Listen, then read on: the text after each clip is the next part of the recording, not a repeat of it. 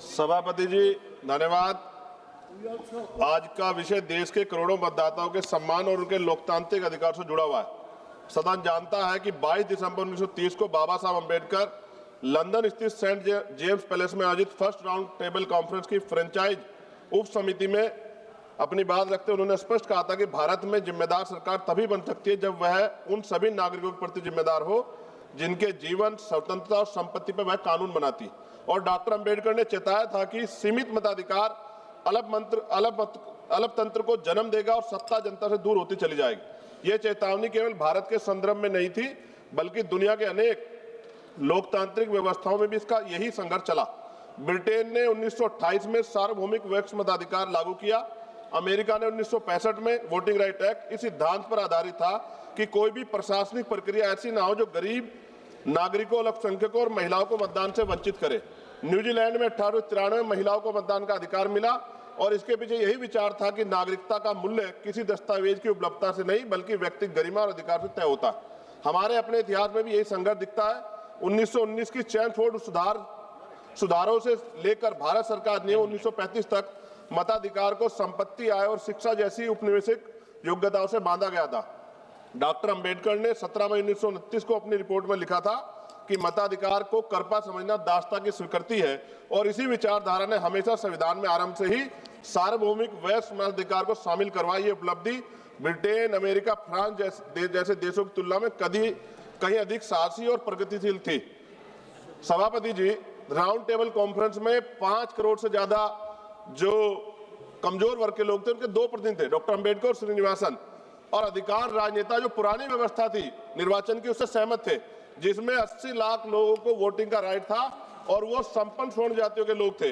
मैं आज सदन के माध्यम से देश के प्रत्येक नागरिक को बताना चाहता हूं कि आज जो देश में प्रत्येक वयस्क व्यक्ति को जो वोट का अधिकार प्राप्त हुआ है वो डॉक्टर बाबा साहब अम्बेडकर की देन है और माननीय काशीराम साहब ने भी हमें इसका प्रयोग करना सिखाया।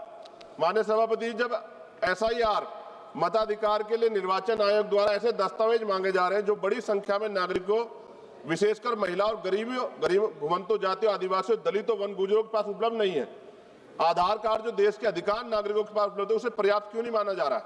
डॉक्टर अंबेडकर ने इसे अन्याय बताता और कहा था व्यक्ति जितना गरीब होगा उसके मताधिकार देना उतना ही आवश्यक होगा। और उन्होंने कहा political power is the master key by which you can open all door of your progress. भारतीय फ्रेंचाइजी समिति 1932 ने कहा था साक्षरता, बुद्धिमत्ता या राजनीतिक क्षमता का माप नहीं है। और ज्योतिबा फूले ने 1882 की में हंटर कमीशन में कहा था कि यदि शिक्षा और अवसर बराबर नहीं है तो अधिकारों की समानता ही समाज को संतुलित रखेगी। पेरियार EV रामास्वामी नायकर ने कहा कि राजनीतिक अधिकार जन्मसिद्ध अधिकार है, इन्हें योग्यता के नाम पर सीमित नहीं किया जा सकता। चौधरी चरण सिंह जी ने भी कहा मताधिकार लोकतंत्र की नींव है। उनको तो ये भी कहना था कि भारत में मतदान करना अनिवार्य। मेरी भी मांग है कि मतदान अनिवार्य कर देना चाहिए। महामना रामसु वर्मा जी ने कहा वोट केवल राजनीतिक प्रक्रिया नहीं बल्कि सामाजिक न्याय प्राप्त करने का साधन है। SIR की ड्राफ्ट मतदाता सूची प्रकाशन में दोहरी प्रविष्टियां, मृतक घोषित किए गए जीवित लोग और अनेक गलतियों ने पूरे सिस्टम की पारदर्शिता में प्रश्न चिन्ह लगा दिया है। इस प्रकार की त्रुटियां बताती है जो 1928 और 1932 में भारतीय आयोग ने कहा था कि प्रशासन की कमजोरियां नागरिकों के अधिकार छीनने का अधिकार आधार नहीं हो सकती। जी स्वरूप अभी बस कुछ रह गया थोड़ा सा। SIR के संबंध में विवाहित महिला मतदाता और BLOs की स्थिति को नजरअंदाज किया जा रहा है।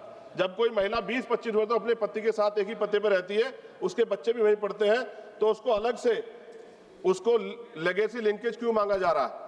क्यों 20-25 वर्षों बाद भी पति के पते को और पति के मतदाता पहचान पत्र को अस्थायी क्यों नहीं माना जा रहा है? यह प्रक्रिया न केवल व्यवहारिक है बल्कि महिलाओं को मतदाता सूची से बाहर करने पर गंभीर खतरा। SIR प्रक्रिया में लगे BLOs और अत्यधिक कार्य दबाव के कारण कई BLO ने सुसाइड नोट लिखकर आत्महत्या की। प्रशासनिक अधिकारी ने उसे एक स्वाभाविक घटना बताया जो गैर जिम्मेदार दिखाता है। बिना प्रशिक्षण के BLO से SIR या जटिल कार्य कराना पूर्णतः व्यवहारिक है। माननीय सभापति जी, हमारे संविधान निर्माता ने 1950 में वह साहस दिखाया था जो विकसित देश भी बाद में कर पाए। भारत आरंभ से ही सभी को मताधिकार देने वाला पहला बड़ा लोकतांत्रिक देश बना, लेकिन आज यदि SIR जैसी प्रक्रिया उस मताधिकार कठिन बनाती तो एक सदी की प्रगति को पीछे ले जाने वाला कदम होगा। सभापति जी, क्योंकि सुधार की बात हो रही है तो मैं आग्रह करूंगा आपके माध्यम से कि BLOs की सुरक्षा, मानदेय, कार्य सुविधा यथार्थ समय सीमा सुनिश्चित की जाए, उनकी समीक्षा की जाए। एसआईआर प्रक्रिया के दौरान जो बीएलओ की मौत हो गई है उनके परिवार को उचित मुआवजा और नौकरी। सभापति जी राजीव प्रताप रूडी जी, सभापति जी 1 मिनट लूंगा। राजीव प्रताप रूडी जी, सभापति जी 1 मिनट, ओनली 1 मिनट, 2-3 डिमांड से वो पढ़ लिए sir. No, only Rajiv Pratap 2-3 Rudy demand. जी, सभापति जी 10 सेकंड में कंप्लीट कीजिए, 10 सेकंड प्लीज, लास्ट सेंटेंस बोलिए आप। सभापति जी मेरी मांग है ईवीएम की जगह बैलेट पेपर से चुनाव हो और वीवीपैट का ईवीएम के से मिलान कराया जाए। राजीव प्रताप सर साथ फेज में चुनाव होते हैं, अगर एक दिन और इंतजार मतदाता कर ले क्या चला जाएगा सर? सर सभापति जी, राजीव प्रताप रूडी जी, सभापति जी आपकी लाइन बाबा साहब अम्बेडकर। राजीव प्रताप रूडी जी आप शुरू कीजिए प्लीज, प्लीज आप बैठिए, बोल लो ना, बोल लो ना। प्लीज सर 30 सेकंड दे दो। बोलो सर, माइक चला गया, 30 सेकंड दो सर, आखिरी लाइन कहिए सर। सभापति जी,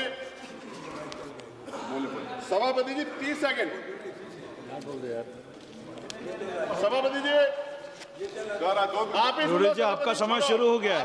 10 सेकंड सर, 10 सेकंड। बाबा साहब अम्बेडकर के 4 बच्चों कुर्बान जो वोटिंग राइट मिला है ना सर, इसकी वजह से बड़े बड़े महल वाले बड़े बड़े नेता गरीबों की गलियों तक आते हैं।